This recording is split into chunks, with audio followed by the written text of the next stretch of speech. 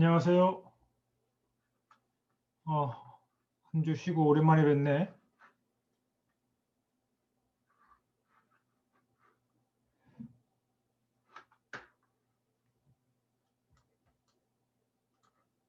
음,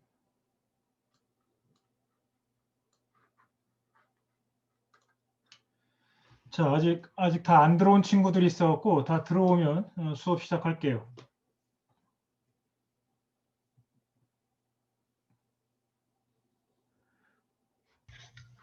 네.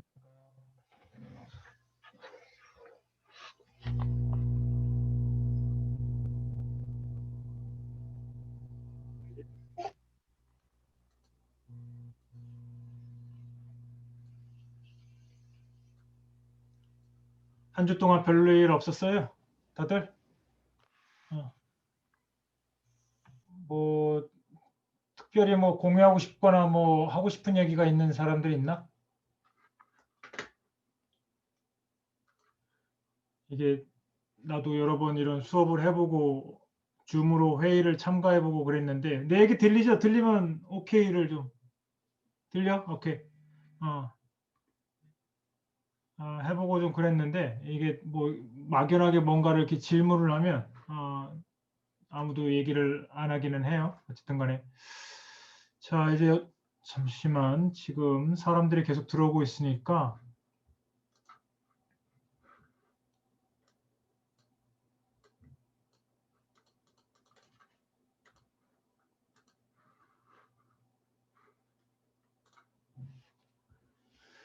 그 저는 이번 주에 그 굉장히 좀 뭐랄까 심각한 혹은 나에게 굉장히 중대한 그러면서 좀 도전적인 일들을 했고 오늘 그거를 완료를 해서 나름 뭐랄까 이렇게 내가 이렇게 한 단계 좀 더 이렇게 성장했다라는 느낌을 받고는 있습니다 지금.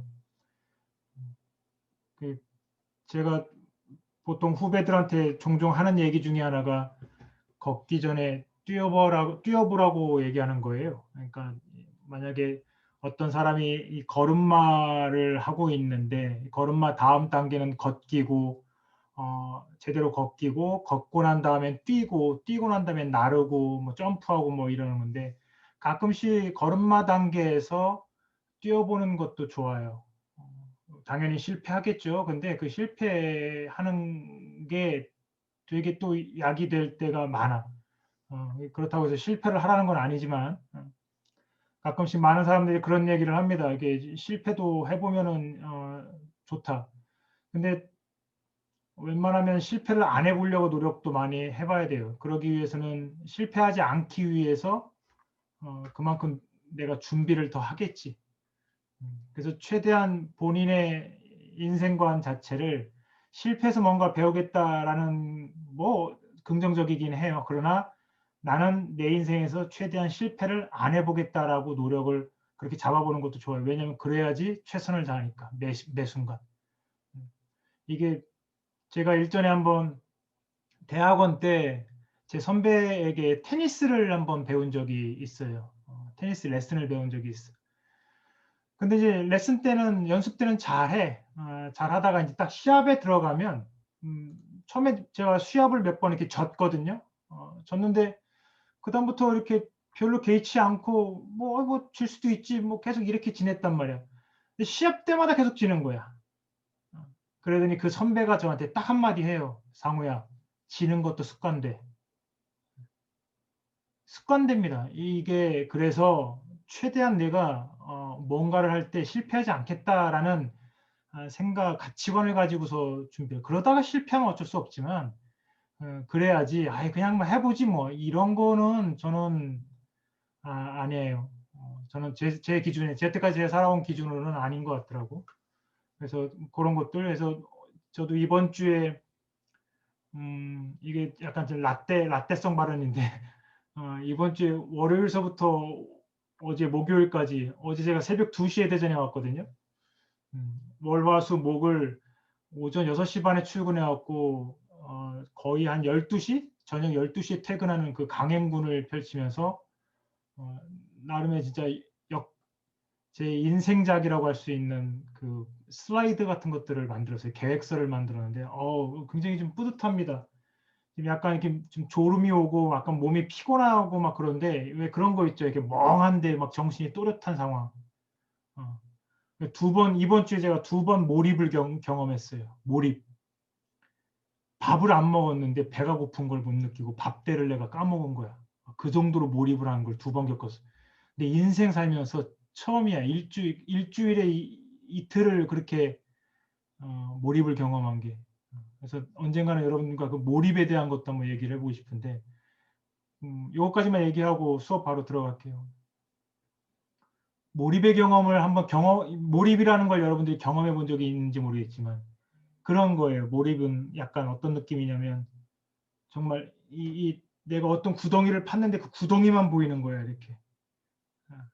그래서 거기에만 쫙 들어가는 느낌? 주변에 어떤 일이 벌어지는지에 대한 저는 핸드폰이 울리든 누가 똑똑거리든 이런 거 없이 그냥 쫙 몰입하는 느낌. 이게 굉장히 일시적으로 현상이 벌어지는데, 이런 걸 제가 경험해 보려고 굉장히 옛날부터 노력을 많이 했는데, 한 40년 넘게 살면서 그런 경험을 지금까지 한 6번 했나? 그래요. 근데 이번 주에 2번을 한 거예요, 그걸.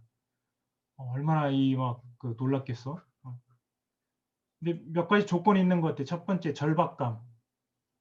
내가 이거를 이번 주 안에 만들지 못하면 나는 끝장난다라는 그 절박감이 있었어요. 그 절박감이 있으니까 하더라고. 그렇게. 그렇더라고. 다른 요소들이 뭐가 있는지 잘 모르겠는데 어쨌든 그 절박감이라고 하는 거는 굉장히 중요한 몰입의 요소 중에 하나인 것 같습니다. 자, 이제 어느 정도 오신 것 같아요. 수업을 좀 할게요. 오늘은 제가 여러분들과 할 게 뭐냐면 보이시죠? 화이트보드? 이제까지 여러분들과 했던 얘기들에 대한 그 코칭과 관련된 얘기 전체적인 걸 한번 쫙 그 정리해서 뭔가 모형을 만들어서 여러분들 머릿속에 정리를 좀 시키고 난 이후에 다음에는 여러분들에게 좀 더 굉장히 더 현실적이고 그러니까 기술 위주의, 예를 들면 여러분들 뭐 학생회 활동을 하는 친구들도 있고 기타 어떠한 팀 프로젝트라든지 이런 걸 할 때 주로 하는 게 뭐예요? 회의를 많이 하죠. 회의의 원칙 같은 거 혹시 알아요? 회의할 때 어떻게 해야 된다. 회의를 주재하는 입장에서 회의를 어떻게 해야 되지 할 때 굉장히 고민스러울 거예요.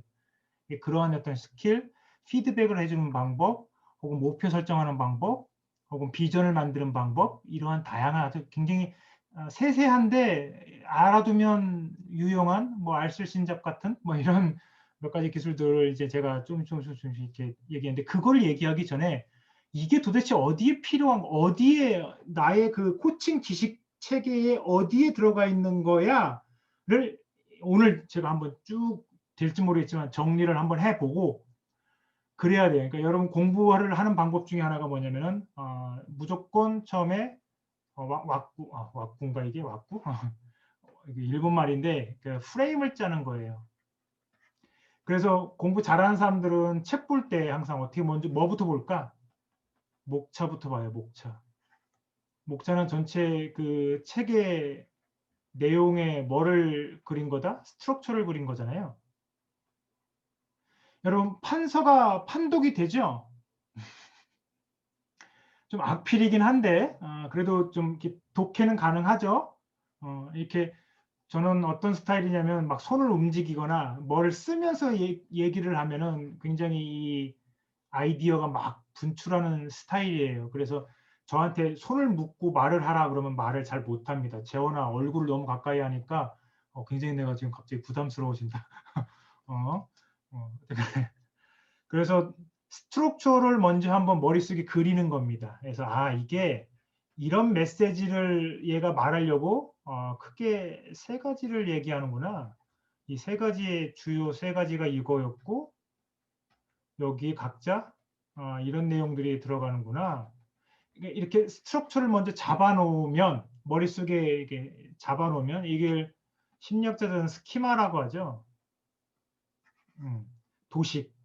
을 잡아놓으면 여러분 예를 들면 코칭과 관련된 이런 그 전체적인 얼개, 그러니까 그 얼기가 이렇게 복잡하지 않더라도 이거를 배우는 이유는 결국엔 이거를 경우에서 이거를 달성하기 위한 거구나라는 이런 단순한 도식만 배우더라도 그 안에 내가 세부적인 어떤 스킬들을 이게 여기에 해당되는 거야? 이게 여기에 해당되는 거네 라고 내가 이렇게 배치를 할 수가 있어. 여러분 어떤 수업을 들을 때는 야 도대체 저게 뭔 소리야? 이게 뭐에 대한 얘기야? 라고 잘 모를 때가 있죠. 그때는 뭐냐면 내가 배우는 A라는 내용의 지식이 전체 지식 체계 속에 어디에 속해 있는지를 모르니까 헷갈리는 거야. 그래서 여러분들이 항상 공부를 할 때나 혹은 뭐 공부뿐만이 아니야. 어떤 일을 할 때 전체 왁구를 세우고 난 다음에 먼저 일을 시작하세요. 하나 더 예를 들자면 내가 예를 들어서 만약에 어떤 그 학술 대회를 계획을 한다. 학술 대회를 기획을 할 때 중요한 요소들이 있을 거 아니에요. 학술 대회를 하는데 연사가 있어야 되고 연사 전에 먼저 주제가 있어야 되고 연사가 있어야 되고 토론자가 있어야 되고 그 장소가 있어야 되고 그리고 재정이 있어야 되고 자 주제는 어떻게 잡을 건지 연사는 어떻게 구성할 건지를 얼개를 다 짜놓은 다음에 그 다음부터 일을 뿌리는 거야. 항상. 그래서 이 왁구 세우는 게 굉장히 중요하고 제가 이제 연구원 가서 처음에 배웠던 게 뭐냐면 제 선임이 저를 데려다 앉혀놓고 뭘 가르치냐면 보고서를 작성할 때 처음에 프로젝트 연구를 시작할 때 뭐를 하냐 전체 목차 잡는 법부터 알려줘요. 목차 잡는 법. 목차라고 하는 게 목차라는 게 되게 중요해요. 목차라는 게 목을 차라는 게 아니잖아요. 이렇게 목차 이렇게. 미안해요. 그래서 오늘 이런 거를 좀 할 거예요.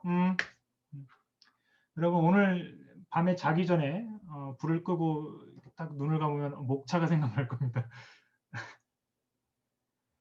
아휴 왜 이렇게 사냐. 아휴.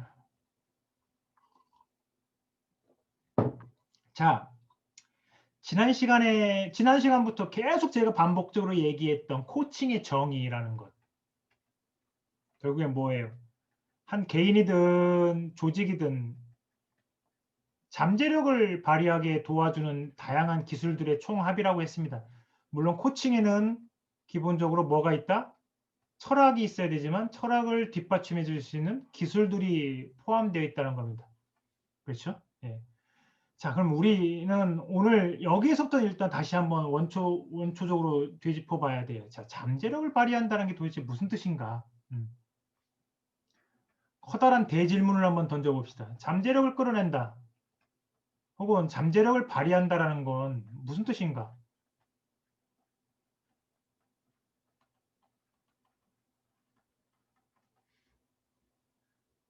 잠재력이 뭐예요? 잠재력.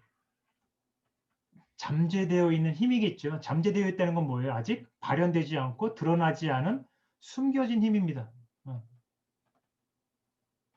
근데 이 잠재력이라고 하는 게 잠재력을 끌어낸다는 게 도대체 무슨 뜻이냐? 계기를 마련해 준다는 건가? 그렇잖아요. 내가 뭐 다민이나 재원이나 뭐 재호나 이런 친구들의 잠재력을 끌어내 준다라는 게 구체적으로 뭘 뜻하는 거야? 얘들이 자신들의 숨겨져 있던 힘을 발휘할 어떠한 조건, 상황, 계기를 마련해 준다는 건가? 너는 배구에 대한 잠재력, 너 배구 잘할 것 같아. 너 잠재력 있어. 내가 그 잠재력을 끄집어내 줄게 라고 했을 때 그러면 배구를 할 수 있는 시합 상황을 만들어주는 게 잠재력을 끌어낸다는 의미인가? 잠재력을 끌어낸다는 게 도대체 무슨 뜻인가? 계기를 마련한다는 뜻인가? 아니면 동기를 부여해 준다는 뜻인가? 너가 배구를 참 잘하는 것 같은데 그래서 네가 이런 거를 하면은 네가 좋아하는 여자친구에게 좀 더 호감적으로 보이지 않을까? 라는 식으로 뭔가 이렇게 동기를 부여시키는 어떤 일을 해주는 것을 잠재력을 끌어낸다라고 얘기하는 건가? 아니면 뭘까? 실제로 나는 몰랐는데 타인이 보기에 있던 나의 숨겨진 힘을 실제로 가지게끔 만들어주는 즉 능력을 준다는 뜻인가? 도대체 잠재력을 발휘하게 한다는 것, 잠재력을 끌어낸다라는 게 이게 무슨 뜻인가? 그렇죠? 자, 여기에 대해서 한번 우리가 한번 생각을 해봐야 돼. 이런 여러분들이 나름대로 한번 고민을 해봐요. 자, 하나의 코치가 A라는 사람의 잠재력을 끌어낸다라고 할 때 이 잠재력을 어디까지 끌어낼 수 있냐는 전적으로 이 코치가 이 A라는 사람을 보는 인간관에 달려 있어요. 인간관. 인간관은 뭐와 연관이 된다? 전 시간에 얘기했던 철학과 연관이 됩니다. 근데 인간관을 바라보는 두 가지 큰 얼기가 있다고 얘기를 했죠. X이론과 Y이론이 있다고 전 시간에 얘기를 했습니다. 기억나시죠? X이론은 뭐다?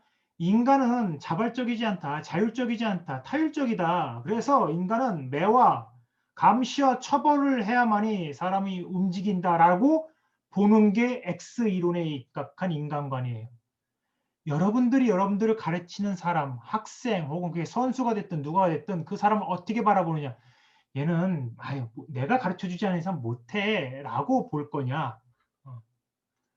그게 X이론이고 Y이론은 아닙니다. 아, 얘는 계기만 마련해주면 얼마든지 발전할 수 있는 자율성과 그리고 능력을 가지고 있어 라고 하는 인간관이에요. 그래서 한 기업의 리더가 자기 조직의 구성원들에 대해서 기본적으로 어떤 인간관을 가지고 있느냐에 따라서 조직 문화가 바뀝니다. 이거 굉장히 중요한 거예요. 자, 이거를 스탠포드 대학교의 심리학과 교수죠. 데럴 크랙이라고 하는 사람이 미안합니다. 캐럴 두웩이라고 하는 사람이 여자예요.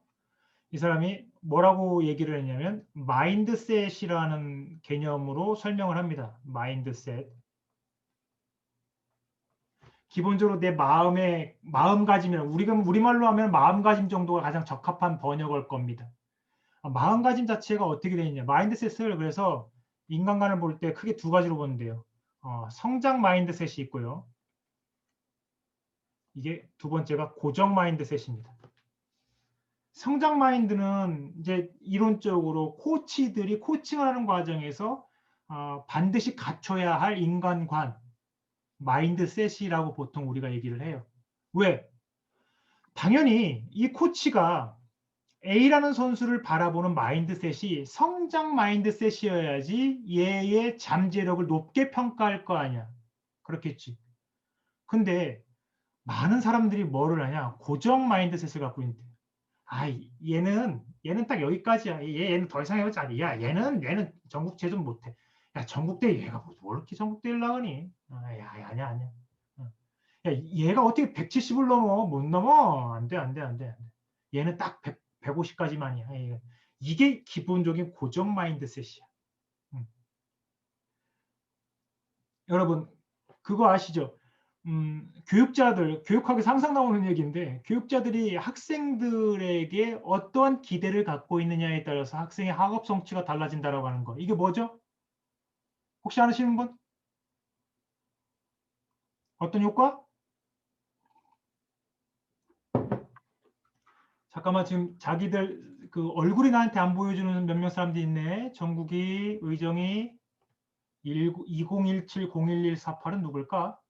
또 조도연, 얼굴을 좀 보여줘요.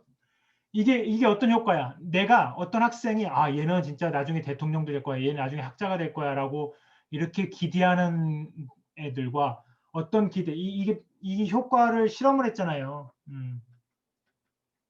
A와 B 두 집단을 나눠놓고 시험을 보기 전에 이 A 집단한테 얘들은 굉장히 똑똑한 애들이다. 애들을 이렇게 모아놓은 거고 B 집단은 니들은 왜 이렇게 멍청하니? 라는 식의 그런 메시지를 주입을 하고 시험을 보게 했더니 실제로 성적이 달라지더래.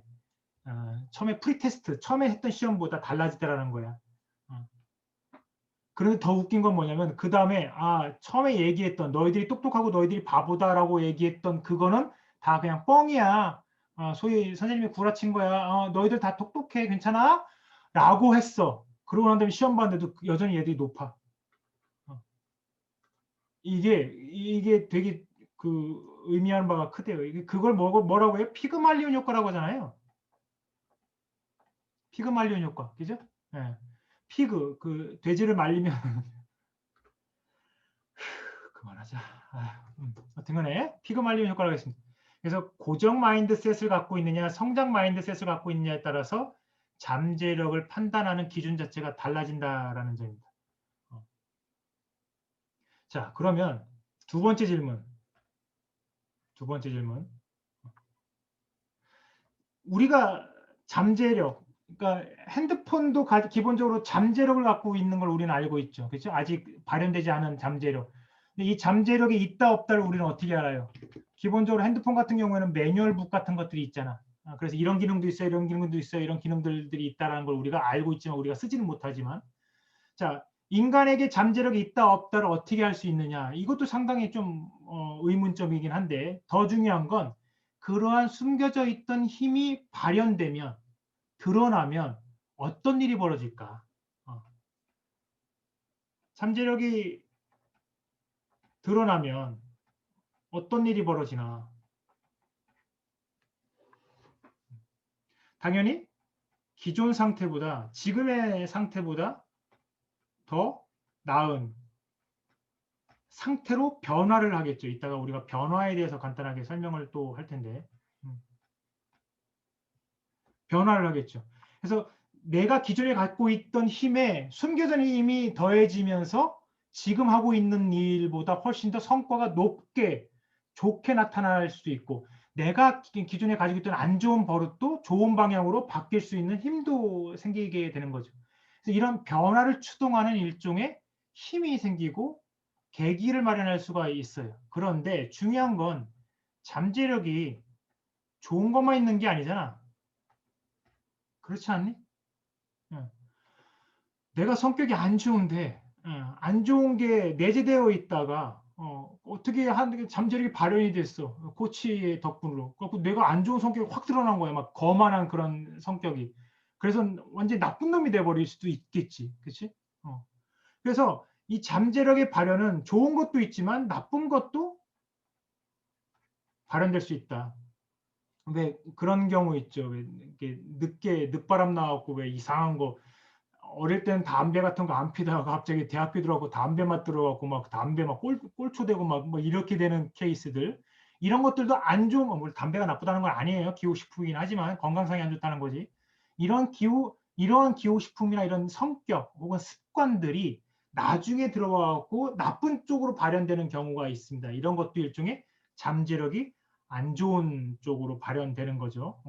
그래서 결국에는 잠재력이 있었는데 이게 발현이 되면 어떤 일이 벌어지는가에 대한 그림 혹은 예측도 해봐야겠죠. 코치 입장에서는. 코치 입장에서 선수를 기르는데 코칭을 하는데 얘의 기본적인 잠재력이 내가 이렇게 파악을 하고 있어. 근데 이게 발현이 되면 얘는 어떻게 변할 거야? 지금보다 훨씬 더 어떠한 힘을 발휘할 수 있어를 코치 입장에서는 알아야겠지. 그리고 그 안 그림을 누구에게 알려줘? 그 아이에게 알려줘야겠지. 그렇겠죠? 이걸 뭐라고 해? 이걸 우리가 나중에 배울 비전이라고 하는 겁니다. 비전.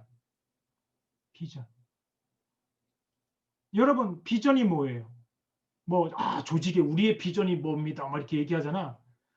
여러분, 스포츠과학과의 비전이 뭡니까? 빨간색으로 하니까 확 온대야.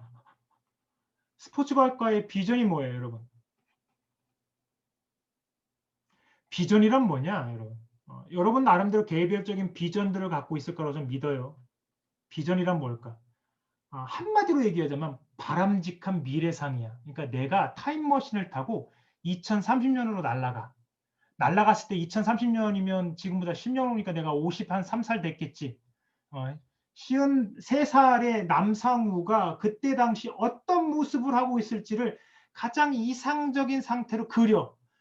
이상적인 상태를 꿈꾸고 그 상태로 2030년으로 갔을 때, 남상우가 지금 뭐 어느 대학에 어디에서 뭐 애들을 가르치면서 뭐도 하고 있고 책은 몇 권을 냈고 뭐 이런 이상적인 그림이 있을 거 아니야. 그거를 사진을 탁 찍어. 그리고 다시 타임머신을 타고 오늘로 와. 그리고 그 사진을 그대로 내가 글로 만듭니다. 이게 뭐예요? 비전 스테이트먼트예요. 비전 진술. 자, 그러면 그 비전을 내가 알고 있고 선수가 알고 있고 코치가 그 비전을 그려. 그리고 그거를 선수와 공유하면 선수는 나의 2030년의 모습을 그 비전을 통해서 알게 되겠죠. 그러면 내가 그 이상적인 미래의 모습을 달성하고자 어떻게 하겠어? 잠재력을 끌어내려고 노력을 하겠지. 비전 스테이트먼트가 파워풀한 이유는 바로 여기에 있어요. 그래서 여러분들도 한번 해봐야 돼요. 나의 비전 스테이트먼트, 즉 나의 미래의 바람직한 상을 어떻게 그릴 것인가는 여러분들 나름대로 졸업하기 전에 한번 만들어 볼 필요가 있습니다. 그렇죠? 두 번째 질문은 잠재력이 발현되면 어떤 일이 벌어질 것인가에 대한 내용이었어요. 이거는 결국엔 뭐다? 비전과 관련된 것이다. 비전과 관련된 것이다. 또 하나. 자, 여기까지 다 대충 됐죠? 이거 지웁니다.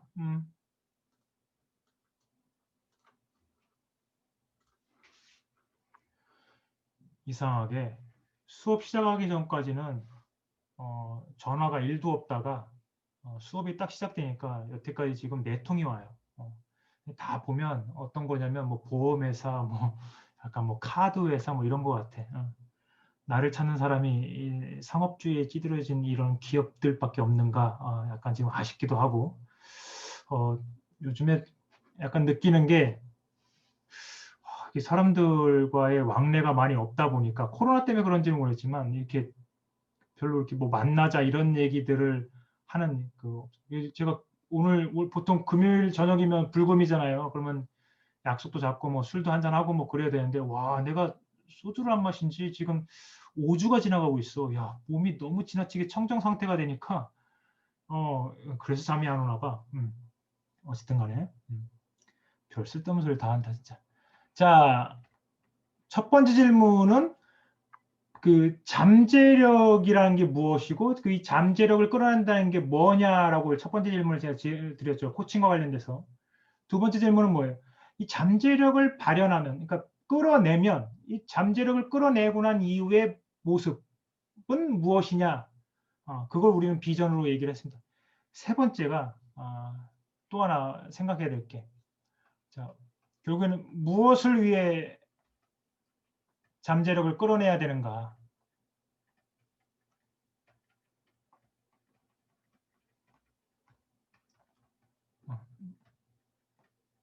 잠재력 발현의 목적이 뭐냐는 거예요. 목적. 잠재력을 왜 발휘시키려고? 코칭이 잠재력, 한 개인이든 조직의 잠재력을 발현해주는 다양한 철학과 기술의 종합이라고 얘기를 했다면 왜 잠재력을 끌어내야 되느냐는 거예요. 왜? 이유가 뭐냐는 겁니다. 자, 여기에서 중요한 개념 중에 하나가 목적이에요, 여러분. 목표와 목적은 구분하실 수 있어야 됩니다. 혹시 이거 구분하실 수 있는 분? 목표와 목적.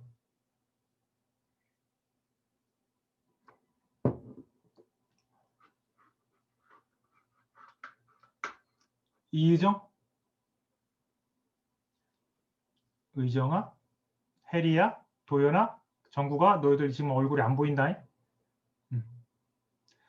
또 어디 이혜리 어디에요? 왜 뭐 또 운전을 하고 있어 지금? 아니, 일 끝나고 지금 빨리 집 가고 있습니다. 수업인데 무슨 일을 해? 회사 일하고 있어요. 에헤이 참. 마음이 아프네 내가. 의정아 너는 왜 얼굴 안 보여주니? 혜리야 끄고 운전에 집중해. 사고 난다. 이의정? 어디 튀었구나. 너 결석. 농담입니다. 자, 목표와 목적을 구분할 수 있는 사람. 자신감 있게. 김다민. 그 목적은 그 최종적으로 이렇게 실현해야 되는 방향성인 것 같고, 그 목표는 목적을 이루기 위한 방법 같습니다. 비슷해. 이것도 또 상큼한 해석이고 설명입니다. 다른 의견. 그건 좀 아닌 것 같은데요? 저는 다민이랑 좀 다른 의견을 갖고 있습니다. 없어? 하지원. 예, 저는 들리십니까? 예, 들립니다. 저는 목표는 눈에 보이는 것을 이루려고 하는 것 같고, 어허. 목적은 눈에 보이지 않는 추상적인 것을 이루려고 하는 것 같습니다. 야, 보이지 않는 인비저블한. 야, 이것도 포함이 돼. 다민이 얘기도 포함이 되고, 지환이 얘기도 포함이 돼. 근접하고 있어. 자, 또 한 명만 더. 나는 이렇게 생각하는데 없나? 강연이. 네, 제가 보기에는 간단하게 목표는 그냥 명사로 말할 수 있을 것 같고 목적은 동사로 좀 말해볼 수 있을 것 같은데 내 목표가 만약 선생님이면 목표는 그냥 선생님이고 목적은 아이들을 가르치기 위해 선생님이 돼야겠다 이런 식으로 목적은 좀 동사로 말할 것 같아요. 여러분들이 다민이, 지원이, 강연이가 얘기한 세 가지를 다 뭉쳐놓으면 그게 정확한 구분이 돼요. 훌륭합니다. 자, 목적과 목표. 여러분들 가끔 보면은 뭐 이렇게 목적과 목표를 혼동해서 쓰기 때문에 약간 헷갈려. 이거는 앞에다가 단어를 붙여놓으면 쉽게 이해됩니다. 자, 목표와 목적을 놓고 앞에다가 보통 목표 앞에는 뭐가 붙어요? 달성 목표라고 보통 우리가 표현하죠. 달성 목표. 우리 조직의 달성 목표, 우리 팀의 달성 목표는 뭐다라고 얘기를 하죠. 그렇죠? 뭔가를 이루어야 되는 달성 목표입니다. 그래서 아까 지원이가 얘기했던 것처럼 눈에 보이는, 그러니까 측정이 가능한 형태여야 돼. 강현이가 얘기했던 것처럼 선생님이 되는 것 자체가 목표야. 이해돼? 무엇을 내가 하겠다. 그래서 목표는 다민이가 얘기했던 것처럼 방법론도 여기 포함이 됩니다. 그러니까 what에 해당되는 거예요. 뭘 할 건데? 너 뭐 하려고 사니 지금? 네 목표가 뭐냐는 거야. 인생의 목표가. 저는 연구원이 될 거예요. 저는 뭐 책을 한 권 쓸 거예요. 저는 프로 선수가 될 거예요. 라고 하는 what? 넌 뭐를 달성할 거야? 뭐에 도달할 거야? 뭐를 성취할 거야?를 묻는 게 목표예요. 그래서 반드시 조건 중에 하나가 측정 가능해야 되고 1번 또 하나가 뭐여야 될까? 구체적이어야 돼요. 3번 시간이 정해야 돼. 시간 제한적이야. 예를 들면 내가 교사가 되겠다. 언제까지? 될 때까지요. 맞아야 돼요. 이런 애들은. 이러면 안 돼요. 언제까지? 내후년까지. 그래서 목표를 진술해라 라고 얘기를 하면 어떻게 써야 돼? 이 측정 가능하다는 건 뭘까, 여러분? 예를 들면 교사가 된다는 측정 가능해요? 가능하지 않아요? 가능하죠? 됐냐 안 됐냐 임명장 보면 되잖아. 그치? 그런데 많이 달성한다. 최대한 많은 고객을 확보한다. 이건 측정 가능해, 안 가능해? 당연히 안 가능하죠. 많으니 어디까지니? 10명이 많은 거니? 그렇죠? 그래서 측정 가능한 수치화, 그래서 수치화를 시켜야 돼.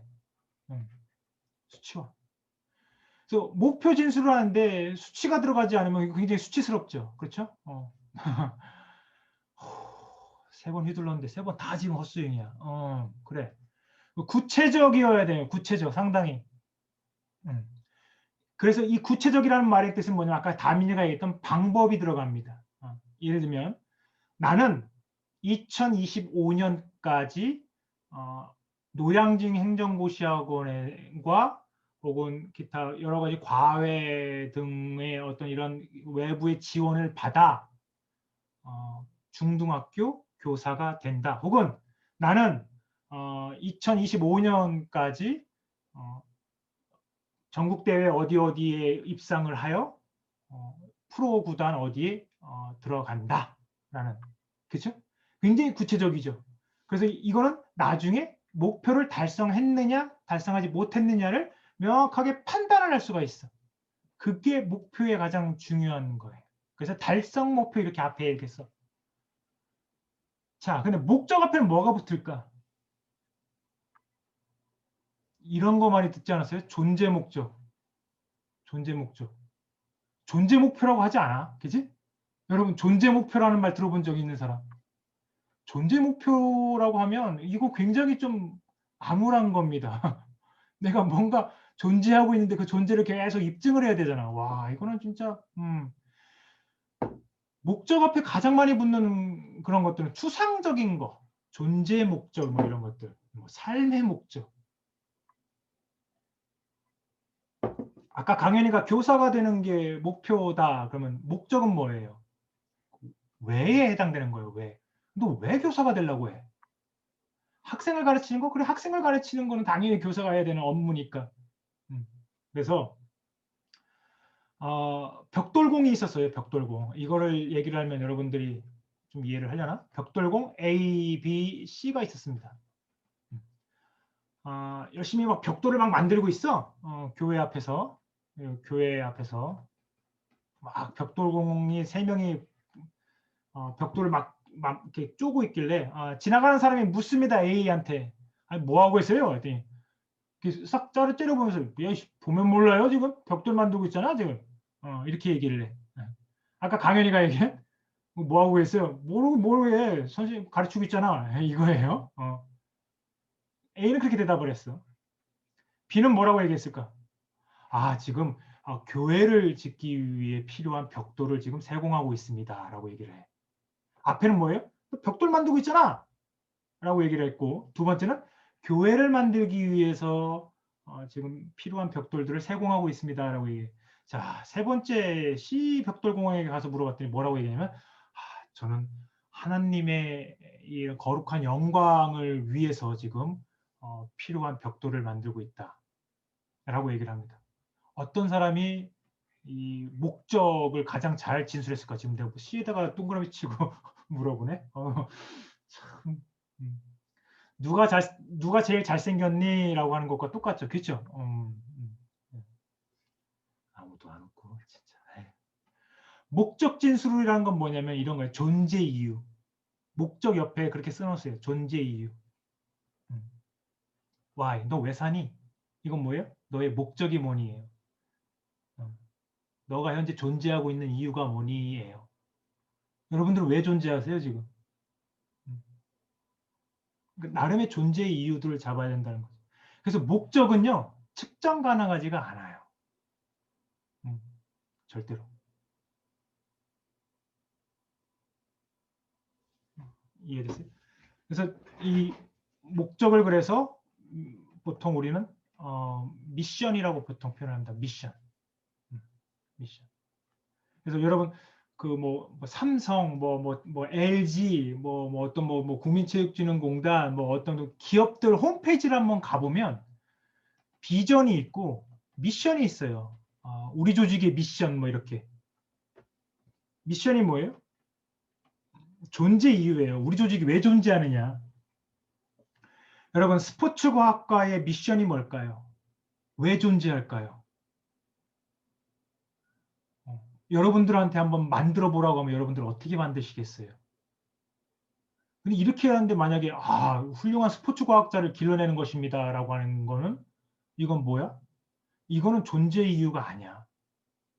존재의 이유는 훨씬 더 고차원적인 겁니다. 추상적이고. 스포츠 과학과의 존재 이유가 뭘까? 예를 들면 이런 거예요. 국민들이 스포츠로 보다 행복하고 좋은 삶의 질을 얻기 위해 도움을 줄 수 있는 전문가들을 길러낸다. 뭐 이런 것들 되게 고차원적인 거 이런 게 존재 이유예요. 이유예요.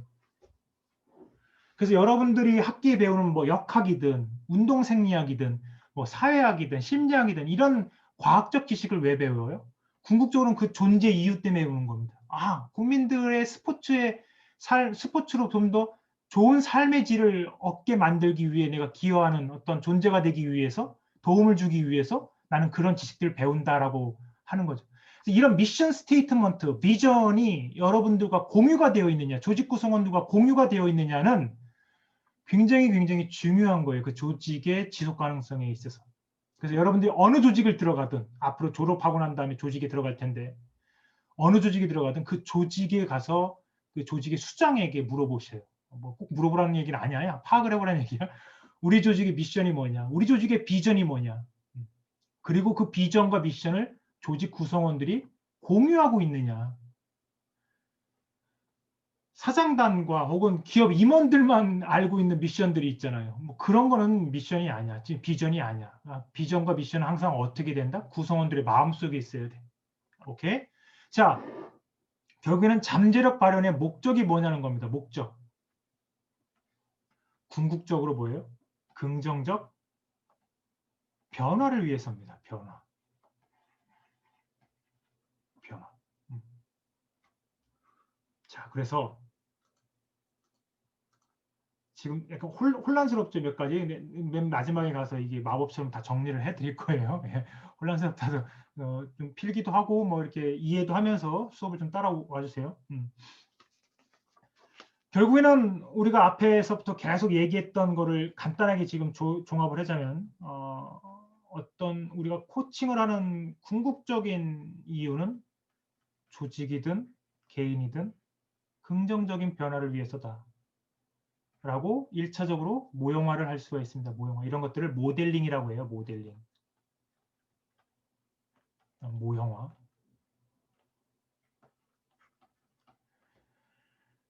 그래서 이런 흩뿌려져 있는 지식들을 이렇게 잘 모여서 이게 일종의 모형을 만드는 작업들, 이런 것들을 잘 하면 굉장히 나중에 이렇게 보고서나 뭐 이런 거 쓸 때 되게 좋아요. 예. 자, 이 변화에 대해서 한번 공부를 해볼까? 변화를 는 단순히 그냥 변화라고 이해하지 말고 이걸 좀 달리 좀 해보자고. 변화는 크게 세 가지 정도로 우리가 얘기를 해요. 하나는 우리가 흔히 얘기하는 체인지라고 하는 개념. 체인지. 이것도 변화죠. 뭐 변했다. You changed. 이러면 뭐야? 너 변했어. 너 이렇게 변했니? 이런 뜻. 또 하나가 영화로도 굉장히 유명했던 트랜스포머 아시죠? 트랜스포메이션이라고 하는 개념이 있습니다. 트랜스포머는 뭐예요? 막 뚝뚝뚝뚝 막 변하고 막 그러잖아. 차에서 로봇으로. 트랜스포머 1탄 나왔을 때는 진짜 와 문화적 쇼크였는데 진짜 그거 보고 와 역시 헐리우드 막 그랬는데 와 2탄, 3탄, 4탄 나오는 거 보고 에휴 니들이 그렇지 뭐. 좀 그래요. 네, 트랜스포메이션이라는 개념이 있고요.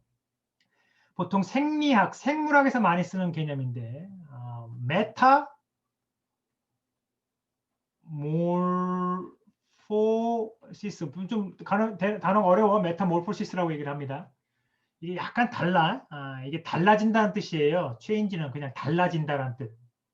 그러니까 A에서 B로 살짝 뭐 달라진다는 거. 그러니까 어떤 사람이 이렇게 있는데 루즈를 안 칠했어 여잔데. 근데 어느 날 왔더니 루즈를 살짝 칠했어.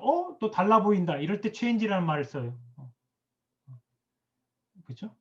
트랜스포메이션은 뭐냐면 이걸 굳이 우리말로 번역을 하자면 번안을 하자면 변혁?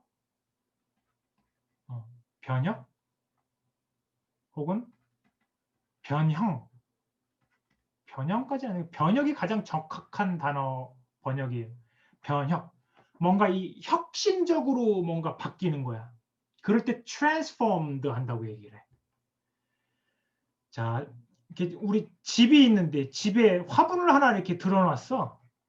그러면 뭐예요? 뭔가 좀 변했네? 체인지입니다. 체인지. 그냥 체인지했다고 해요. 그런데 집 전체 가구를 다 옮기고 막 리모델링하고 막 그랬어. 이거는 뭐예요? transformed 됐다라고 얘기를 해요. 변혁이 됐다라고 표현. 그래서 보통 조직 변화라고 할 때는 organization transformation, 조직 변혁. 커다란 어떤 전체 틀이 바뀌는 거야. 메타몰포시스는 뭐냐면 여러분들이 가끔씩 일상적인 대화에서 많이 쓰는 변태라는 뜻이에요. 쟤 변태야 막 이럴 때 펄버트라고 하는 그 변태가 아니라 변태, 모양 태자예요. 태가 변한다는 뜻이에요. 태가 바뀐다. 그래서 이걸 내가 아까 상물학에서 많이 쓴다고 했지. 동물학이나 이런 데서 많이 쓰는 이게 뭐냐면 애벌레에서 나비로 이렇게 태가 변하잖아요. 이거를 메타몰포시스라고 얘기를 해요. 변태. 이거 되게 중요한 단어인데 그래서 생물학에서는 그런 그 명제가 있습니다. 변태하지 않으면 어떻게 한다? 죽는다예요. 그렇죠. 애벌레가 나비로 변태하지 않으면 메타모르포시스 하지 않으면 어떻게 돼요? 죽어요. 아시겠죠? 그래서 우리 인간은 일상이 뭐다? 항상 변태해야 돼요. 여러분 책상 앞에다 딱 붙여놓으세요. 일상 변태 이렇게. 매일같이 나는 변한다 이런 거 진짜 하지 마세요. 예, 오해하십니다. 부모님이 보시고 아들아 왜 그러니 뭐 딸아 왜 그러니. 자, change, transformation, metamorphosis라고 있는데 우리가 코칭과 관련해서 변화를 추동한다라고 할 때 일단 쓰이지 않는 건 메타모포시스는 쓰이지 않아요. 이 개념이 아니에요. 기본적으로 우선적으로 얘기하는 건 요 개념이고 요게 누적이 되면 즉 무슨 말이냐 change 플러스 change 플러스 change 플러스 change 플러스 change 플러스 transformation이 되는 거예요. 오케이? 예를 들어서 자 선수가 있어. 그럼 코치가 이 선수에 대해서 잠재력을 파악을 했어. 하여튼 잠재력이 이 정도의 잠재력이 있는 아이인데 지금 얘가 이걸 발현을 못하네. 그럼 이런 것들에 대해서 A라는 거 하나를 고쳐주고 B라는 걸 고쳐주고 C라는 걸 고쳐줘. A 파트에서 체인지가 일어나고 B 파트에서 체인지가 일어나고 C 파트에서 체인지가 일어나고 그럼 궁극적으로 뭐가 돼? 나중에 얘는 트랜스포메이션. 과거의 나와 완벽하게 다른 이런 존재로서의 재탄생 뭐 이런 게 이제 거듭나지는 거죠. 결국 그렇죠? 그래서 우리가 흔히 코칭을 한다라고 얘기하는 거는 변화를 추동하기 위해서다. 궁극적인 목표, 그러니까 도달점은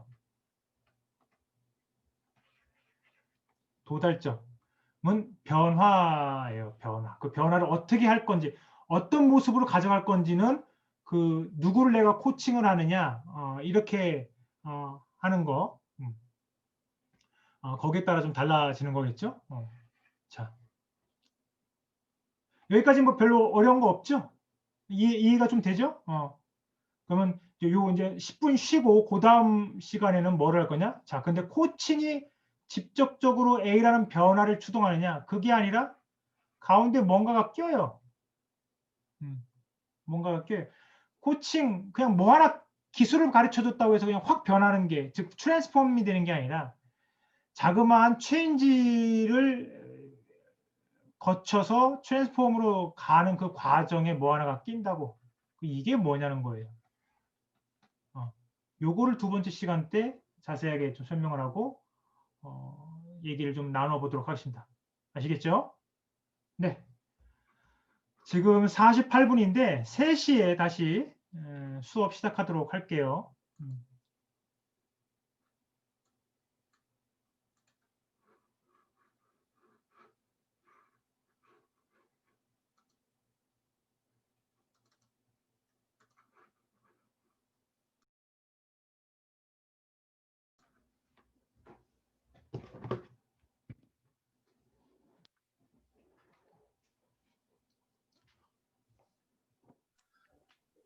선생님, 저 김헌수입니다.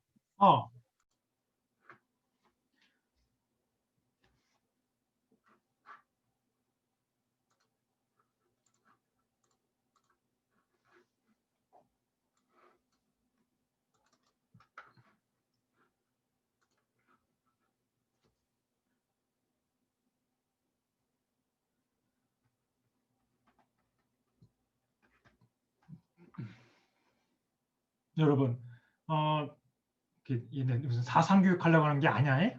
그 오해를 하지 마. 사상이란 뭘까? 사상. 여러분들은 사상을 가지고 있는지. 사상은 이게 사상이라고 하니까 자꾸 막 이렇게 막 굉장히 좀 이게 좀 뭐 무슨 북한의 사상교육 뭐 이런 것만 생각하는데 사상은 굉장히 중요한 겁니다. 이거는 한마디로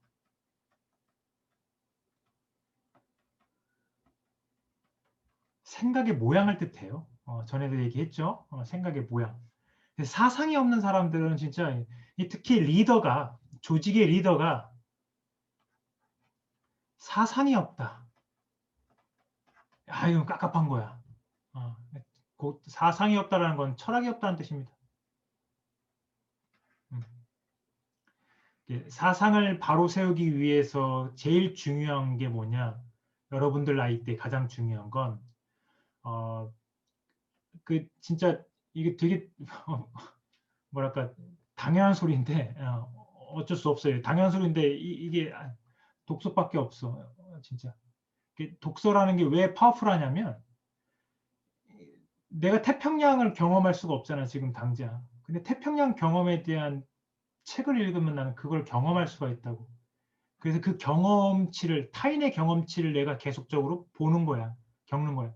그래서 그 사람이 A라는 현상을 보고 경험하고 느끼고 해석한 걸 내가 독서라는 행위를 통해서 받아들이고 내가 가지고 있던, 미약하게 가지고 있던 생각의 모양과 자꾸 맞춰보는 거야, 이렇게. 그러면서 내 생각의 모양이 섹시한지 그렇지 않은지, 이렇게도 볼 수 있네? 후지네? 내가 이거보다 더 나은 것 같은데? 라는 식의 지속적인 과정을 겪어가면서 사상을 만들어가는 거예요. 그래서 사상이 빈곤한 사람들의 특징이 뭐냐? 자기 말이 가장 옳지. 되게 독선적이죠, 사람들이. 독선적인 사람들이 대표적인 게 사상이 굉장히 제한적이에요. 왜 그럴까? 자기랑 생각이 비슷한 사람들하고만 모여서 그래요. 지내다 보니까. 물론 사람이 그럴 수밖에 없어. 사람이 원래 군중 심리도 있고 모이려는 성향이 있는데 그 모이려는 성향이 나와 적대적이고 나와 생각이 다른 사람들과 모이려고 하지 않아요. 나랑 비슷하거나 나랑 생각이 유사한 사람들과 모이려는 성향이 있어. 그게 인간이 가지고 있는 본성입니다. 그런데 그럴 때일수록 뭐다? 자꾸 다른 생각들을 접해야 돼요. 그게 여러분들의 궁극적인 변혁 이거에 기여를 하더라고. 그래서 사상의 문제를 좀 여러분들이 고민을 해봤으면 좋겠고, 이게 내가 2학년이나 뭐 1학년이나 3학년 수업이면 이런 얘기 안 해. 근데 그래도 이게 여러분들이 4학년이고 이제 사회로 나가야 될 이제 군번들인데 이런 걸 점검하지 않고 나가면요, 굉장히 많은 시행착오를 겪습니다. 그렇죠? 자, 아무튼 얘기해주고 싶었어. 자, 아까 얘기를 다시 좀 정리를 하자면 고칭이 변화를 이끌어내는데 궁극적으로 이제 존재의 목적, 존재 이유가 있다라고 얘기를 했죠. 근데 한번 변화를 잘 생각해봐. 내가 변했다. 여러분들도 2학년 때와는 변화된 모습이겠죠? 그렇죠? 작년과도 변화된 모습일 거야. 대표적인 어떤 변화된 모습, 즉 변화의 사례를 한번 여러분들이 생각을 해보면서 내가 어떻게 해서 변했지? 를 한번 반추해봐요. 반추라는 말 멋있지 않습니까? 다시 한번 이렇게 되짚어보다, 점검해보다. 왜 변했어요? 어떤 계기가 있었거나, 그렇죠? 계기가 있으니까 변했겠지, 당연히.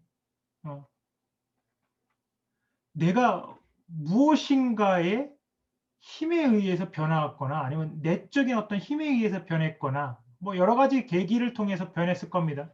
그리고 이 계기의 본질이 뭐냐? 크게 변화와 관련된 이론가들은 두 가지를 얘기합니다. 그러니까 외적 포스. 포스라고 하는 거는 포스 있어. 겔포스. 겔포스가 젤 포스예요. 이 젤이 이렇게 짜먹는 젤 있잖아. 이게 이제 힘이 있다. 그래서 겔포스야. 포스 있다라고 하잖아. 포스. 외적 영어 단어 force는 어떤 식으로 여러분들이 이미지화 시키면 좋으냐면 이게 파워랑은 달라요. 그러니까 의도를 갖지 않았으나 나에게 약한 수준이든 강한 수준이든 어떤 영향을 미치는 모든 종류의 힘을 뜻해요. 의도를 갖지는 않았어. 뭐 좀 애매하긴 하지만 어쨌든 간에 그래서 날씨도 false예요. 날씨. 날씨는 파워를 갖고 있는 게 아니야. 날씨는 뭘 갖고 있다? force를 갖고 있어. 힘을 갖고 있어. 왜? 여러분들 날씨에 의해서 여러분들이 변하죠. 기분이 변하기도 하잖아. 제발 그렇다고 해줘. 아무도 지금 응답을 안 하고 있어. 아, 나 이게 아직도 적응이 안 돼. 이 줌 수업이. 그렇잖아? 그래서 그럴 때 force, 그러니까 그래서 나에게 어떠한 그 영향을 미치는 거를 대부분 통칭해서 force라고 표현을 합니다. 외적 force가 있고 내적 force가 있대요. 자, 왜 변하느냐? 이런 두 가지 종류, 크게 봐서 두 가지 종류의 힘, 영향력 때문에 변한다는 거예요. 변한다는 거. 자, 그러면 외적 영향력이라고 얘기를 해봅시다. force를 영향력으로 우리가 번역을 해보죠. 외적 영향력의 대표적인 게 뭘까?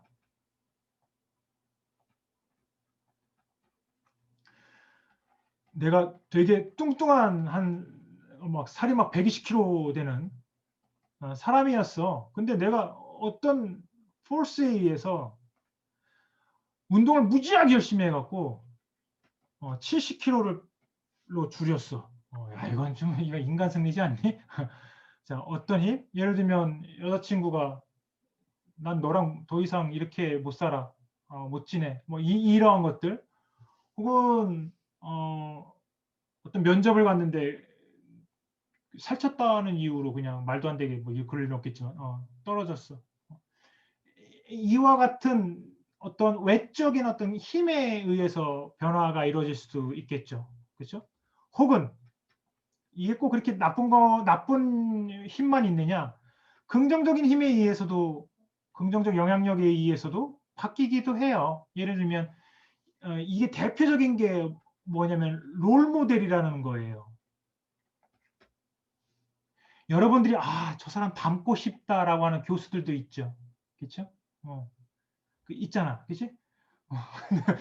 나냐, 야, 제발 괜히 강의 평가에다가 자뻑이 심하시다 뭐 이런 얘기 쓰지 마. 알겠지?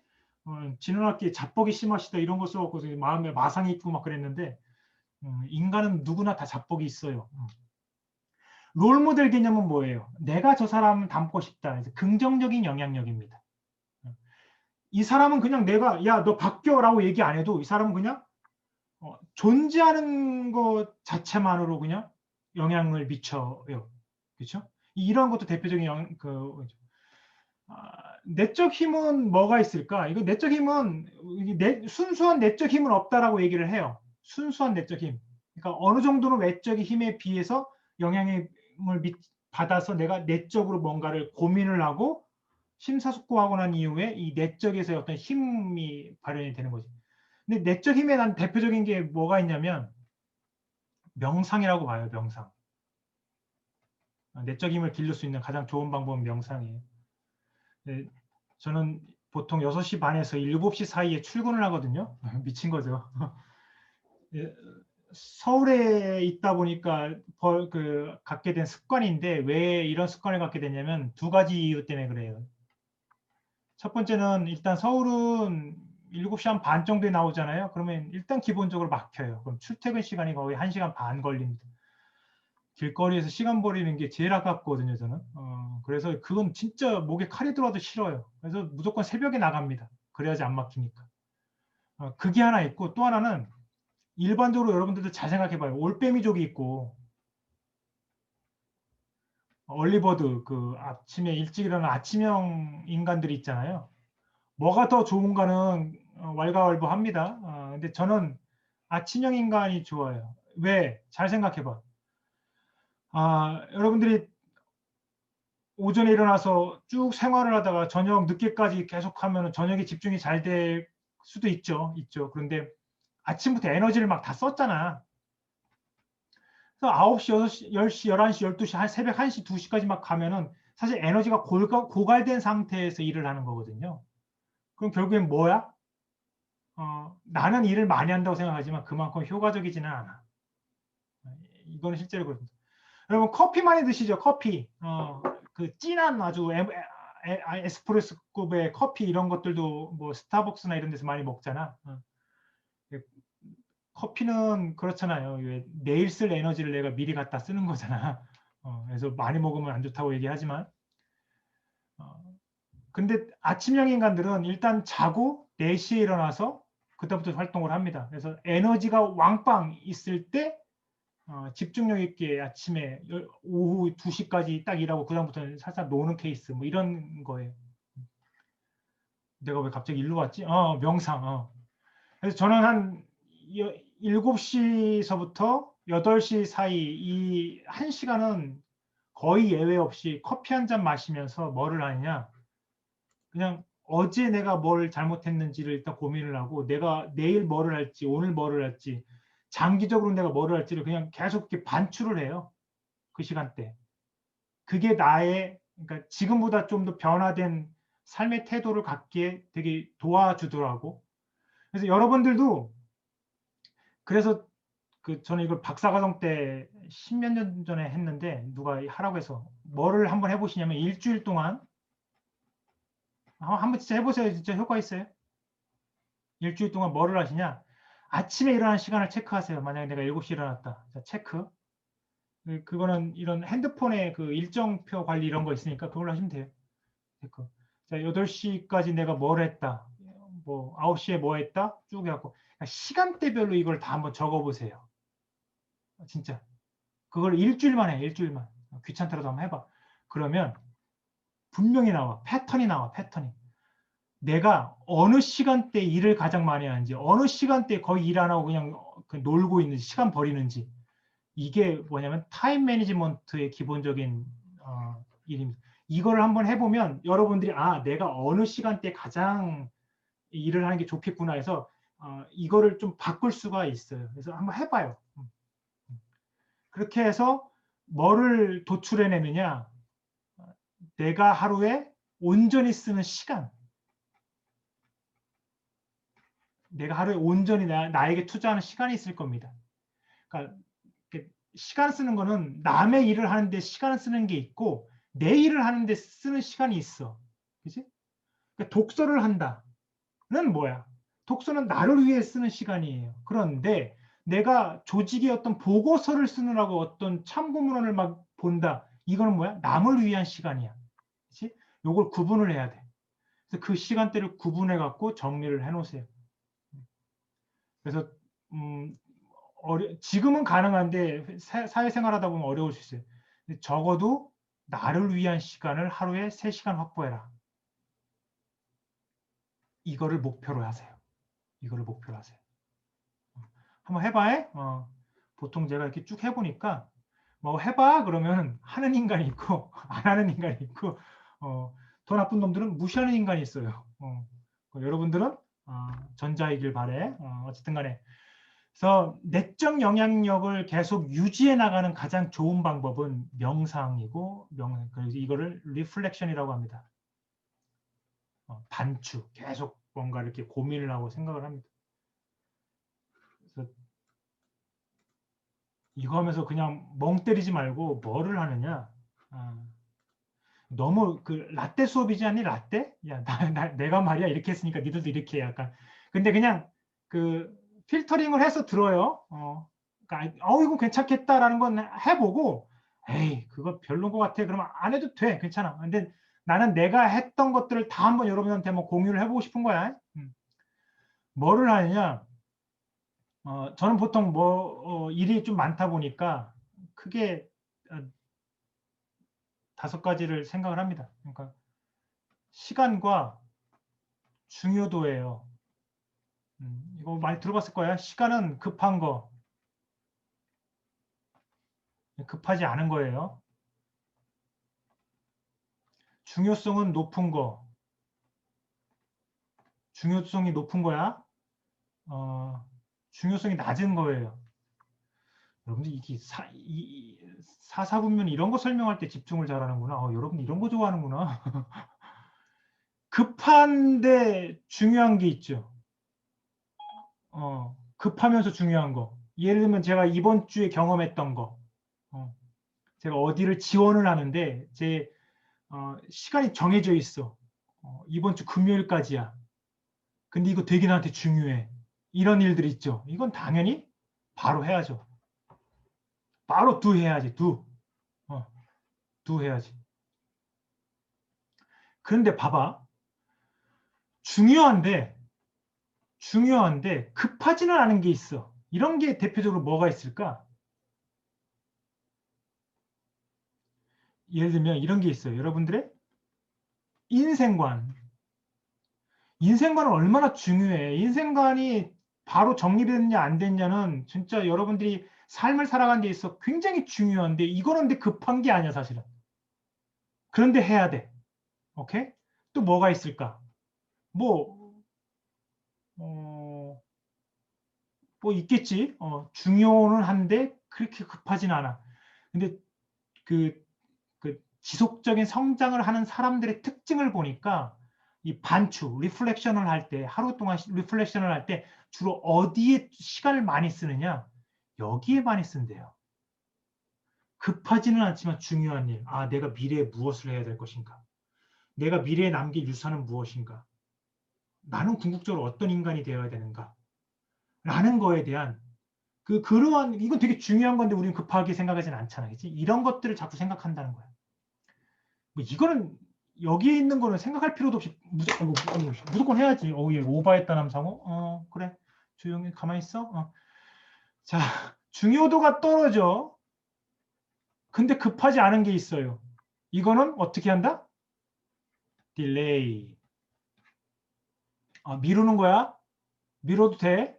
왜? 급하지도 않고 중요하지도 않으니까 미루는 거예요. 근데 급한데 중요하진 않은 거 있죠. 뭐가 있나? 뭐 공과금 처리하는 거 이런 거. 그렇지? 혹은 뭐 급해? 근데 중요하진 않아. 그러니까 누가 나한테 뭘 물어봤어. 후배 녀석이 나한테 뭘 물어봤어. 뭐 내일까지 좀 답을 좀 달래. 근데 중요한 건 아니야. 뭐 교수가 시킨 것도 아니고 후배가 그냥 뭐 이렇게 뭐 하는 건데 뭐 이게 뭐 중요해. 근데 급해. 예. 이런 것들. 이런 거는 이런 것도 빨리빨리 그냥 처리해주면 돼요. 혹은 이런 거는 뭐냐? 보통 델리게이트 한다고 합니다. 위임을 해. 누구한테 이렇게. 위임을 해. 반추할 때는 주로 뭐냐? 이거를 신경을 쓰는 거예요. 이거를. 내가 하루에 명상을 할 때 궁극적으로 고민을 하는 거죠. 저 분야를. 그렇지? 그냥 알려준 거예요. 그냥 반추해라고 얘기해놓고 그냥 넘어가면 안 할 것 같아서 이런 방법론이 있다라는 거. 자, 제가 영향력 얘기하고 있어요 지금. 왜 갑자기 변화를 얘기하는데 영향력을 얘기할까? 자, 다시 본론으로 들어옵시다. 코칭이 궁극적인 변화를 추동한다라고 얘기를 했을 때 그 변화의 매개체는 뭐냐? 결국 어떠한 영향력이라는 거죠. 영향력. 즉 코칭의 기법이 어떠한 영향력을 길러내 주는 겁니다. 이걸 디벨롭 해주는 거죠. 그렇죠? 그럼 그 길러진 영향력이 변화를 어떻게 한다? 리드하는 거예요. 이게 여러분들이 배우는 코칭의 스포츠 코칭의 왁구입니다. 프레임워크.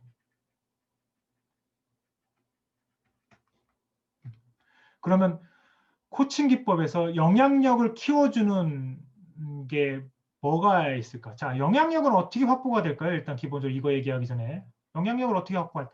여러분 주변에 쟤는 뭔가 영향력이 있어. 여러분들 동기 중에도 어떤 애가 얘기하면 귀뚱으로도 안 듣는데 어떤 애가 얘기하면 귀담아 듣죠. 그런 친구가 있지. 있다고 해줘. 같은 교수들이고 같은 선생인데 어떤 선생은 훨씬 더 영향력이 있어. 말에 힘도 있고 이 사람이 얘기하면 다 들어. 근데 어떤 똑같은 지위인데도 불구하고 어떤 선생님이 얘기하는 거는 그렇게 잘 듣지 않아 애들이. 이건 뭐예요? 자, 그런 영향력 있는 사람을 잘 생각해 봐. 왜 영향력이 있을까? 왜 영향력이 있을까? 영향력을 갖게 하는 요소는 무지하게 많습니다. 뭐 예를 들면 외모도 영향력을 갖게 해. 외모. 잘생긴 사람들. 이런 사람들이 그렇지 않은 사람들에 비해 훨씬 더 돈도 많이 벌고 직장도 잘 얻는데요. 실제로. 그래서 외모라는 게 이게 내가 지금 잘생겼다 못생겼다 뭐 약간 이런 걸로 얘기하는데 이게 게 아니라 이 이론이 얘기하는 외모는 어피어리언스입니다. 이게 뭘 뜻하냐? 그러니까 평소에 여러분들이 막그 꾀지지하게 다니는 것과 나름대로 이렇게 잘 꾸미고, 그러니까 꾸민다는 게 막 명품으로 꾸미라는 게 아니라 단정하게 입고 다니는 걸 말해요. 그런 외모를 뜻해. 예. 그래서 그것도 굉장히 큰 영향을 미쳐. 또 하나 뭐가 있을까? 야, 어떤 애들이 영향력이 있니? 막 그 모임 같은 데 가면 막 모임을 주도하고 얘기해봐 한번. 뭐 누가 있어? 술자리에서 막 모임 주도하는 애들 특징.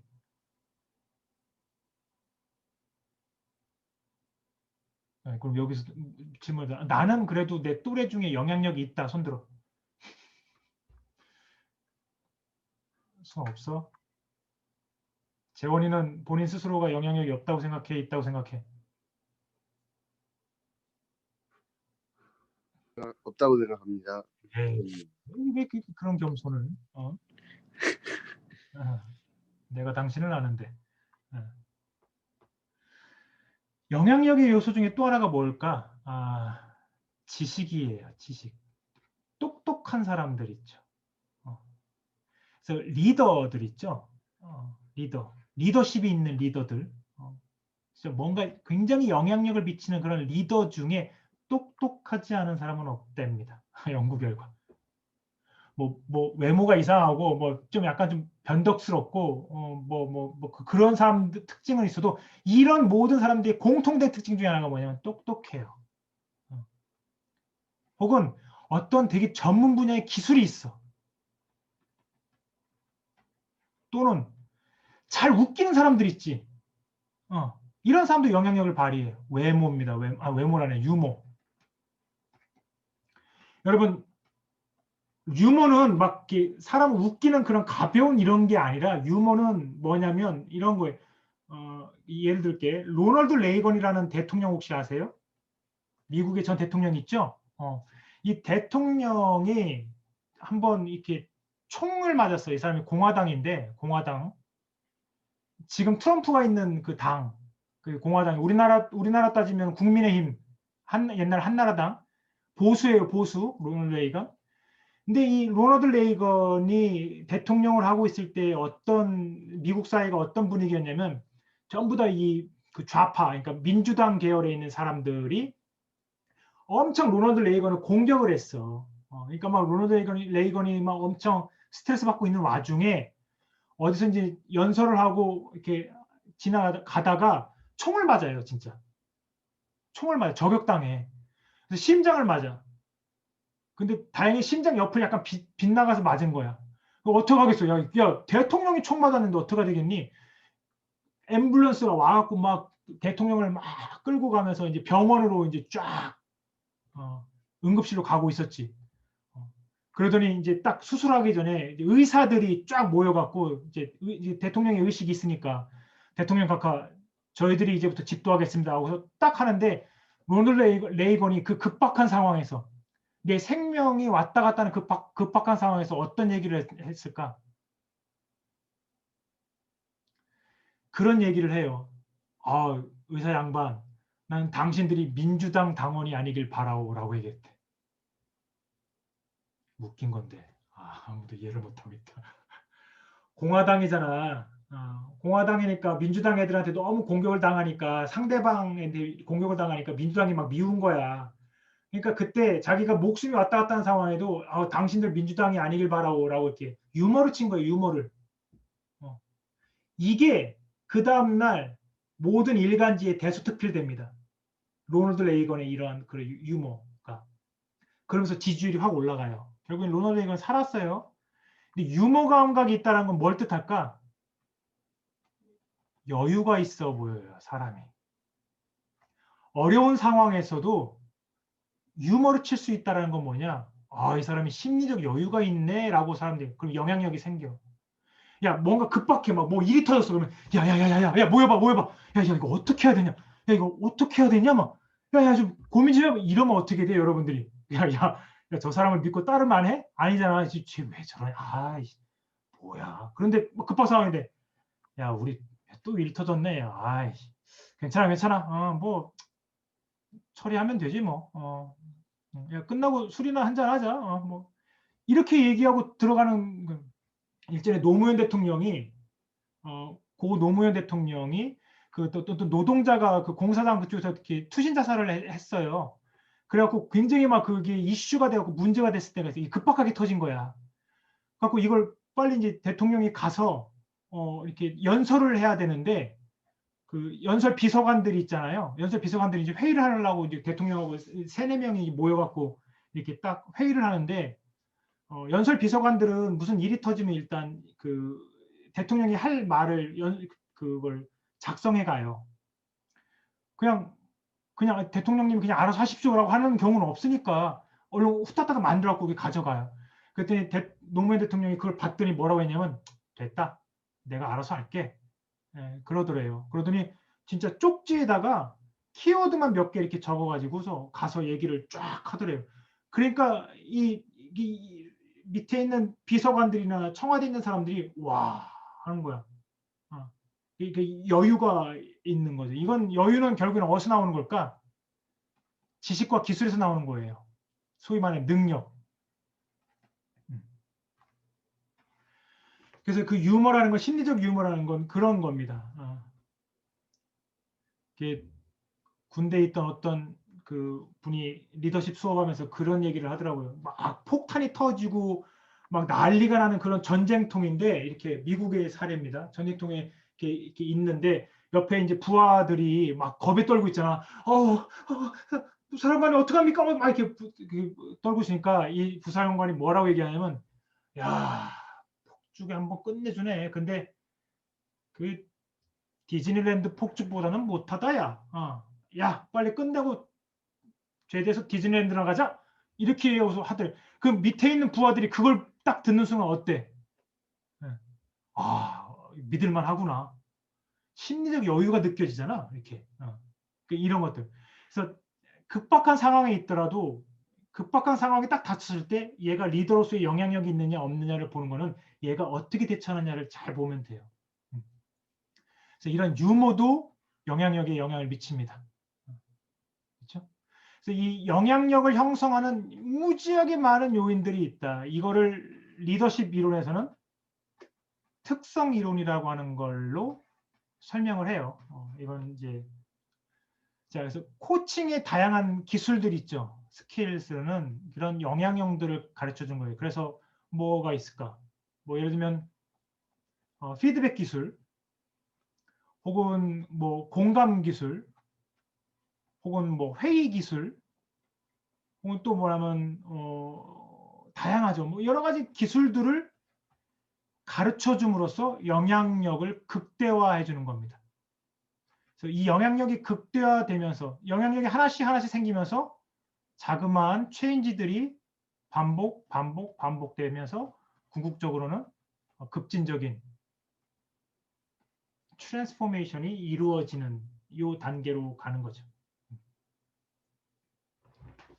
그렇죠? 그래서 전체적으로 이런 기술 중에 하나가 뭐 여러 가지가 있죠. 전 시간에 얘기했던 관계를 맺거나 관계를 잘 맺는 법들. 관계를 맺는 법도 일종의 하나의 기술이에요. 그래서 그 관계에 의해서 영향력을 키워줄 수도 있는 겁니다. 자, 그래서 이거 지워도 돼요? 지워도 돼?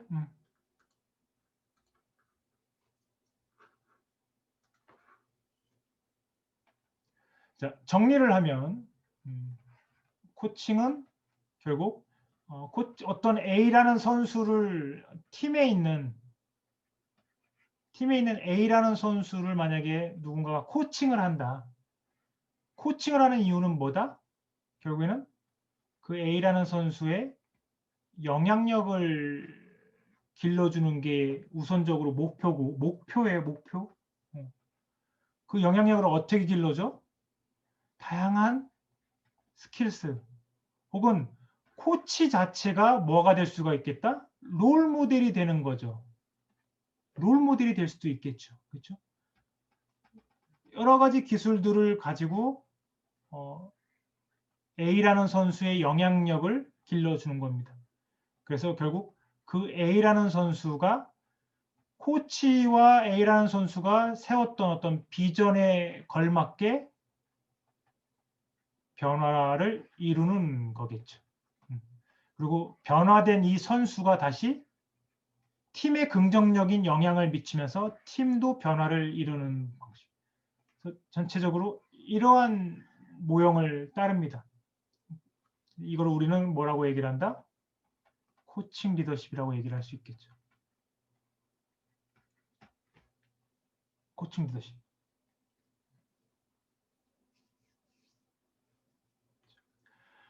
자, 그럼 여기서 마지막 질문을 하나 해보죠. 마지막 질문.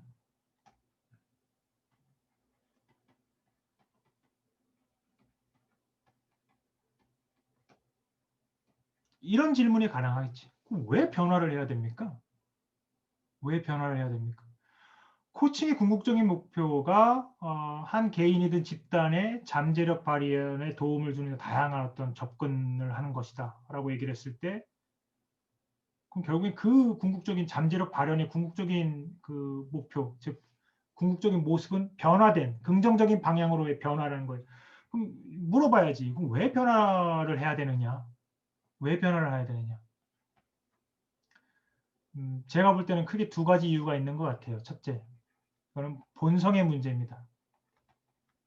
인간은 기본적으로 변해야지 살아요. 아까 얘기했던 메타모르시스. 애벌레가 나비로 변태해야지만이 살아났듯이 인간 역시 변화하는 존재예요. 잘 생각해봐. 여러분들이 아기 때 엉금엉금 기어다니다가 점점 변화해갖고 지금의로 변화했죠. 그렇죠? 이거를 만약에 여러분들이 안 했다라고 하면 어떻게 될까요, 여러분들은? 여전히 아기처럼 그냥 응애 밥 주세요, 막 이렇게 되는 거야. 이게 되겠어? 당연히 인간 자체라고 하는 게 어떻게 설계되어 있냐면 변화를 지향하는 방향으로 인간은 본성적으로 설계되어 있다. 그래서 변화하지 않으면 안 돼요. 이게 본성의 측면 때문에 변화가 중요한 거고 두 번째가 뭐냐면 사회가 변화해. 그러다 보니까 사회는 지속적으로 변화를 합니다. 생각을 해봐. 핸드폰. 야, 옛날에 이런 게 어디 있었냐? 그지? 제가 80년대 때만 해도 약속을 하고 나면 그 약속을 취소하는 상황이 발생을 했어. 그럼 어떻게 돼? 약속 장소까지 일단 가야 돼. 가서 야, 오늘 못 만나겠다. 미안해 하고 다시 와야 돼. 근데 지금은 어떻게 해요? 문자로 야, 오늘 취소하자. 끝. 그지?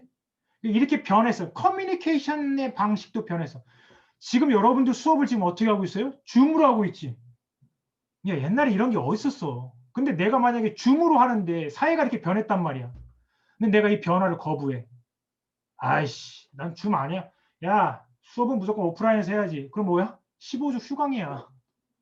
그렇지 않겠어요? 그렇죠? 도태되는 겁니다. 지원이가 이렇게 활짝 웃는 이유는 그렇게 되길 바랬던 거야. 15주 휴강을. 그래서 중요한 게 뭐다? 결국에는 변화는 사회적 요청 상황이고 본성이고 여러분들이 이걸 거부할 수 없는 그냥 이 소위 말하는 정해진 경로예요. 정해진 경로. 그런데 어차피 우리는 변할 수밖에 없다. 근데 그 변화를 좀 더 긍정적이고 효과적이고 수월하게 하기 위해서 필요한 게 무엇이다? 코칭이다. 코칭이다. 여러분들이 코칭을 하는 주체가 될 수도 있지만 여러분들이 코칭을 받는 대상이 될 수도 있는 거겠죠. 그렇죠? 그런 겁니다. 변화가 왜 중요하냐라는 점들. 그래서 이제 앞으로 이제 우리가 이제 곰곰이 좀 더 좀 해야 될 거는 뭐냐면 제가 공지를 해드렸죠. 일단 아주 세부적인 테크닉들을 제가 몇 가지 알려드릴 거예요. 여기는 또 뭐 또 있냐면 글쓰기도 있고요.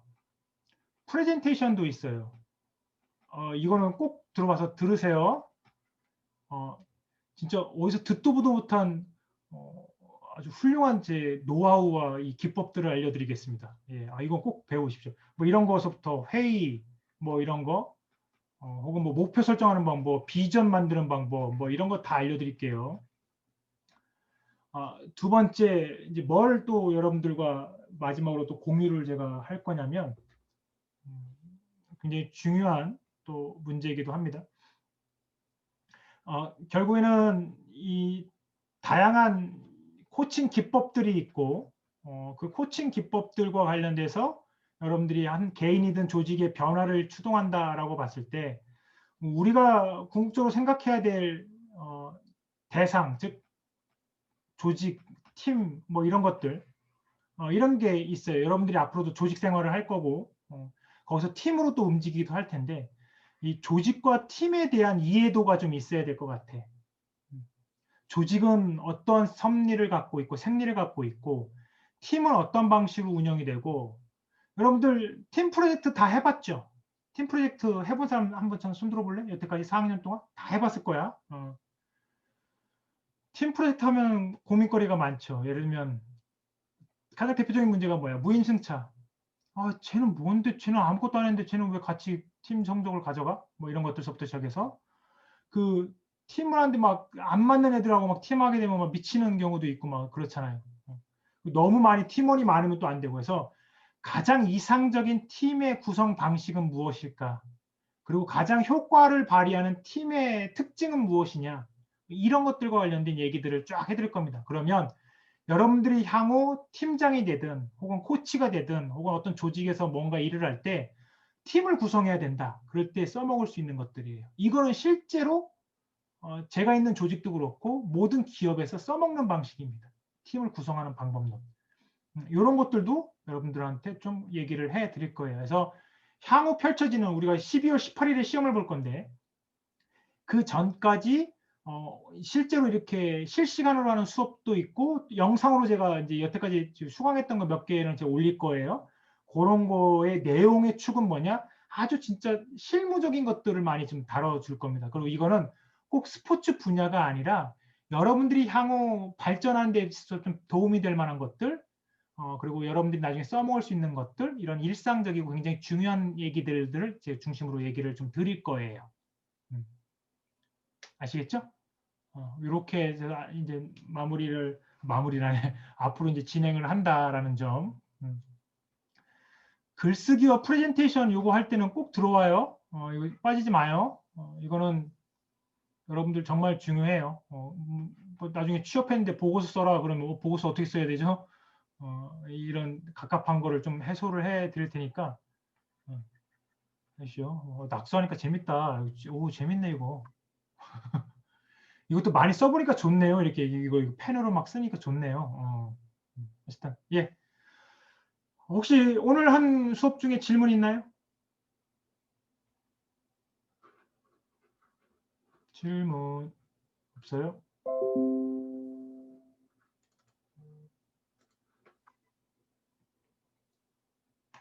질문 한 명만 받고 끝낼게요.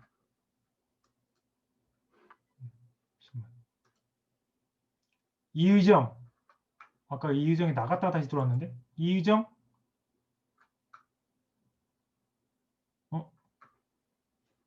튀었나? 진짜 질문 없어요? 오늘 12월 18일 그럼 2시에 시험이에요? 그럴 거예요 아마. 왜 네. 그날도 또 혹시 뭐 해요? 그럴 것 같습니다. 그럴 것 같아요? 네. 어떡하냐? 조정을 좀 해보죠. 가장 적절한 시간대로 조정을 하던가, 아니면 뭐 또 다른 또 제3의 대안이 있는가, 뭐 고민을 좀 해봅시다. 아직 시간이 좀 좀 있으니까. 늦게 가도 되나요? 똑같이 2시에 하고 다른 사람들 맞추기 좀 그러니까. 그건 어렵지 않을까? 행여라도 뭐 어떻게 문제라든지 뭐 이런 것들이 공유의 가능성을 배제할 수는 없으니까. 그래서 이 시험이라는 게 소위 말하는 객관성, 공정성을 유지하는 게 참 어렵긴 한데, 뭐 오해 소지는 다 없애야 되겠죠? 시간 제가 시간을 맞춰서 가겠습니다. 네. 네. 자, 또 다른 분들. 오늘 수업 뭐 다 까먹어도 상관없는데 아까 얘기했던 그 코칭이라고 하는 세부적인 기술이 영향력을 길러내고 그 영향력이 변화로 추동된다라는 요 세 줄기, 요 왁구는 머릿속에 담아뒀으면 좋겠어요. 아시겠죠? 네, 수고하셨습니다. 오늘 수업 여기서 마치겠습니다. 고생하셨습니다. 네, 고맙습니다. 고맙습니다. 나